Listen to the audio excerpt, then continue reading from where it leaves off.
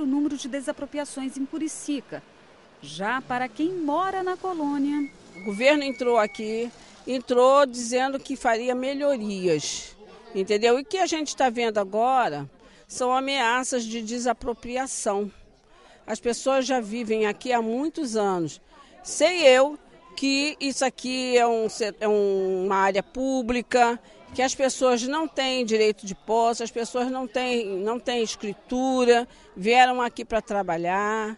Porém, são pessoas que já estão aqui há mais de 60 anos e têm que ser respeitados. Assim como eu, acho que a maioria das pessoas que estão envolvidas nessa questão também não tem ideia, porque elas já moram aqui há muitos anos, tem muitos anos de colônia e tanto para mim quanto para essas pessoas fica assim um pouco difícil você imaginar você fora disso aqui, desse ambiente, desse verde que a gente convive, dessa coisa toda, desse meio ambiente todo que cerca a gente aqui. Fica um pouco meio difícil, a gente ainda está assim, meio sem chão para saber o que fazer. Nós fizemos um inventário, inclusive florístico da área, levantamento de todas as espécies animais e espécies vegetais, inclusive as árvores. Tem muitas espécies em extinção aqui nessa área, onde o traçado que está sendo licenciado irá passar da Transolímpica. E assim, temos muitas árvores como a palmeira imperial, ipê, tem diversas árvores muito grandes que inclusive ultrapassam 3 metros de altura. A questão da preservação aqui é muito grande, inclusive os moradores permanecem cuidando dessa preservação da área. Além de estar dentro do parque, a colônia abriga vários hospitais psiquiátricos com mais de 1.000 pacientes com transtornos mentais e tem inúmeras casas tombadas pelo patrimônio histórico, com quase 100 anos. Para evitar a mudança do possível traçado, um grupo de moradores criou o site E-Colônia para mobilizar a população por meio da internet. Eles também pediram a ajuda da Defensoria Pública. Um advogado esteve no local orientando e tirando dúvida dos moradores. No entanto, para esse ambientalista, o problema da região vai além de questões ambientais. É falta de governança. Não é bem governo, é também governo, mas é a sociedade, a cidadania organizada, a mídia. Então, a Zona Oeste do Rio de Janeiro, já desde o censo 2000, é a área que mais cresce em população, atividades econômicas. O censo de 2010 confirmou essa tendência e a ocupação se dá sem planejamento. Muitas vezes são ocupações irregulares, não são exatamente o que nós chamamos de comunidades, favelas, mas são loteamentos irregulares também muito carentes. As obras da Via Expressa Transolímpica começaram no início de julho do ano passado. O novo corredor vai ter 23 quilômetros de extensão, ligando 8 bairros. Atualmente, o núcleo de terra da Defensoria Pública acompanha 350 comunidades que estão sendo afetadas pelas obras dos BRTs. A casa de Sueli, de 68 anos, deve ser uma delas. Ela nasceu na colônia, onde mora até hoje com a mãe e as tias, e diz não acreditar na possível desapropriação. Fiquei muito surpresa, não estava esperando uma coisa dessa aqui. Se perguntar para onde você quer ir, realmente eu não quero ir para lugar nenhum, né? Eu estou muito bem aqui, eu não quero sair daqui. Então, gente, rapidamente esse vídeo, como eu falei, a partir daí ele começa a Defensoria Pública dando o parecer dela, numa entrevista com o antigo coordenador da Defensoria Pública, o Dr. Francisco Horta, e isso daí é o sentimento dos moradores da colônia e fala sobre a questão da Transolímpica na Zona Oeste de uma forma geral. Eu falei do mapa, que tem a questão da alteração da zona de amortecimento do parque. Esse mapa está aqui também, faz parte dessa apresentação. Talvez fique um pouco difícil de visualizar, mas onde está em rosa, exatamente delimitando, toda essa área é a colônia, tá, gente? Fica exatamente delimitando a zona de amortecimento do Parque Estadual. O que está em laranja é a Transolímpica, a alteração do traçado da Transolímpica. E o que está em amarelo é o traçado da Transolímpica que foi licenciado inicialmente, que teve audiência pública no dia 22/10/2012. E o que está tracejado é a área da Fiocruz. Tá? Voltando aqui à apresentação, só passando rapidamente. Deixa eu voltar aqui. Sim. Sim, parece-me que sim, que diminuíram as zonas de amortecimento do parque para que o traçado pudesse passar impactando menos possível, pegando menos possível as zonas de amortecimento do parque. Por esse mapa que está aqui apresentado, que inclusive é da própria Fiocruz, esse mapa. A fonte.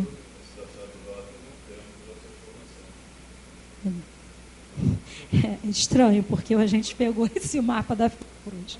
Agora vamos seguir. Deixa eu dar uma seguida aqui, só mostrando para vocês umas fotos aqui da colônia, da parte histórica que eu não falei. A colônia tem quantos tombos de tombamento, Mônica? Quantos tombos de tombamento? Acho que são 11 pontos de tombamento que tem dentro da colônia. Esses todos aqui são tombados, e é isso que a prefeitura também tem um descaso grande em relação a isso, porque são tombados e recebeu-se verba para poder fazer a restauração desses pontos. Mas até o momento nada aconteceu. Toda essa vegetação que vocês estão vendo aqui fazem parte da área onde a Transolímpica irá cortar. Então, a gente consegue ver claramente que não é tão pouco densa assim a quantidade de mata que lá existe. Aqui é um pouco dos animais que a gente convive dia a dia. Eu coloquei só os animais que visitam as nossas residências, tá? Fora outros animais que a gente está dentro do Parque Estadual da Pedra Branca, e nós temos isso é muito comum lá, esquilos, lagartos, enfim, bichos preguiça, tucano, e a gente convive com isso diariamente. A gente fez uma passeata na tentativa de ser ouvido e, enfim, como eu disse, sempre era negado. Aqui a indignação do povo, mostrando que nós fizemos um abaixo-assinado. Nós temos aí o abaixo-assinado com 1905 assinaturas, né? Mais um pouco do clamor do povo, toda a nossa mobilização dentro da colônia em relação à Transolímpica, reuniões, enfim, o que a prefeitura faz ou deixa de fazer, que eu acho que é o que a gente mais convive lá. Porque a colônia, além da questão da Transolímpica, como eu disse, está sofrendo com diversas obras, inclusive obras do PAC, Morar Carioca, Minha Casa Minha Vida, tudo isso acontecendo dentro da colônia. E aí, diante disso, a gente vê o descaso da colônia. Antes, quando a colônia era tratada pelos nossos pais, era essa vista maravilhosa que vocês estão vendo ali em cima, uma imagem antiga, porém real, e era assim, e convivemos assim durante muitos anos.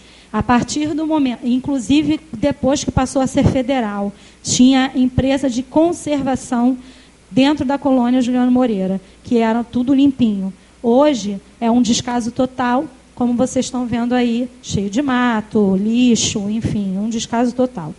E aqui o desmatamento, né? Está claro durante o dia, como eu falei, a questão da licença, foi pedida a licença depois, e isso é muito comum ver dentro da colônia, saindo caminhões e mais caminhões, sem começar a Transolímpica. O que dirá depois de começar a Transolímpica? Essa outra imagem bastante chocante aqui é de uma senhora que não reside dentro da colônia Juliano Moreira, porém está sendo afetada por obras da Transolímpica, porque na Rua Ipadu, número 700, iniciou-se a obra da Transolímpica, e hoje já era uma comunidade bastante precária, e com o início das obras da Transolímpica, ficou lá um esqueleto de um pilar lá da Transolímpica, onde vai ser feito lá um viaduto. E esse pilar, ele assim, foi feito um pilar e nada mais. E aí, com as chuvas, com tudo que vem acontecendo no Rio de Janeiro, que é mais um problema que a gente está enfrentando, acabou de ser inaugurada a via binária e alagou. Então, enfim, eu acho que não deveria ser dessa forma. Alguma coisa está errada nesse reino. Mas algum erro de projeto nós temos. O projeto não terminou? Não terminou. mas não era para encher da forma que encheu. Será que nós vamos estar livres disso quando a Transolímpica, a Transcarioca, a Transbrasil for inaugurada? Não sei, tenho cá minhas dúvidas. Essa senhora, infelizmente, não consegue chegar em casa, porque é esgoto passando na porta dela, chove, encheu tudo. Essa comunidade foi uma das comunidades que sofreu e perdeu absolutamente tudo. Essa senhora não tinha as 2 pernas amputadas, acabou tendo que amputar, pediu-se ajuda do governo, nada foi feito. Ela amputou as 2 pernas e não pode entrar dentro da sua própria residência, diante de um esqueleto de obras que está lá e que, se Deus quiser, ela vai sair ou não, né? Espero que não. E aqui, falando sobre a questão da demanda da sociedade civil, isso foi retirado do site do INEA. Isso daqui é o GAT, né, o relatório do GAT, falando que em 13 anos essa via vai estar obsoleta, né, não vai atender a demanda da sociedade. Isso é tirado do próprio GAT, a fonte. E aqui algumas... aqui dizendo que o BRT não é objeto da licença, do parecer de averbação. Isso também foi retirado direto do parecer final de averbação de licença de alteração do traçado. E algumas reportagens aqui, que aí eu vou deixar... não vou entrar nessas reportagens, mas elas falam exatamente sobre isso que eu acabei de falar, questão de mobilidade urbana. Será que isso é mobilidade urbana realmente? Todas essas reportagens, inclusive reportagem internacional do New York Times, falando sobre essa questão de mobilidade urbana, né? Então, eu encerro aqui a minha apresentação e passo a palavra para o Eduardo, para o deputado Luiz Paulo, para que ele possa...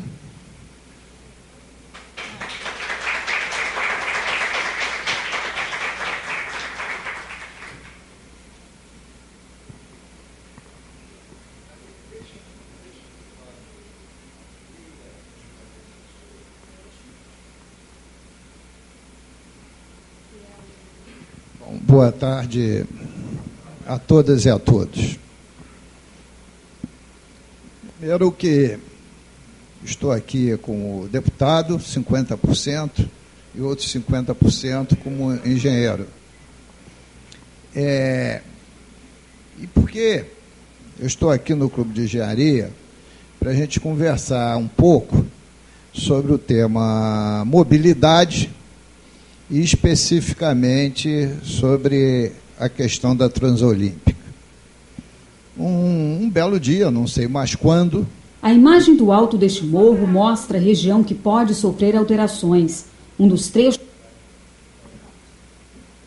Um belo dia, não sei mais quando, eu fui convidado pela Aline e por outras pessoas, que, diga-se de passagem, nunca tinha visto na minha vida, né, para analisar essa questão do traçado da Transolímpica, visto que eu tinha ido à audiência pública, o Eduardo há de lembrar, no Clube Português, né, em relação ao traçado da Transolímpica, que é aquele em arco.